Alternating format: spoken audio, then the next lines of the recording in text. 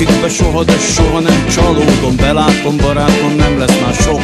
Aki meg volt, az jól elhagyott, elment, elutazott.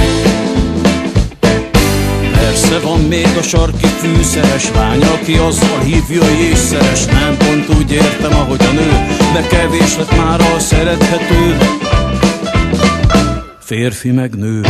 Pedig jó volna szeretni még, bár nem tudjuk, hogy szeretni miért jó. De jó volna szeretni még azt, aki szeretetre méltó. Itt ez a néni, még ő se túl öreg. Valaki végre szeretgesse meg. Teljesen mindegy, hogy miket csinált, hogy 44-ben ő vitette el a déd nagypapát.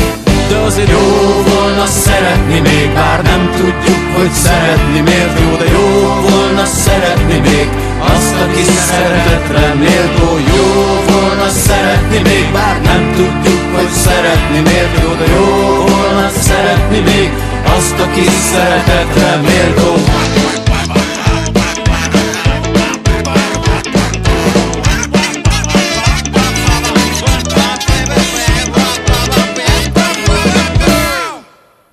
Az a sok kis ártatlan gyerek, szerintem őket simán még lehet. Kár, hogy az egyiknél ott van a kés, a másiknak meg a kis szívében ül a rettegés.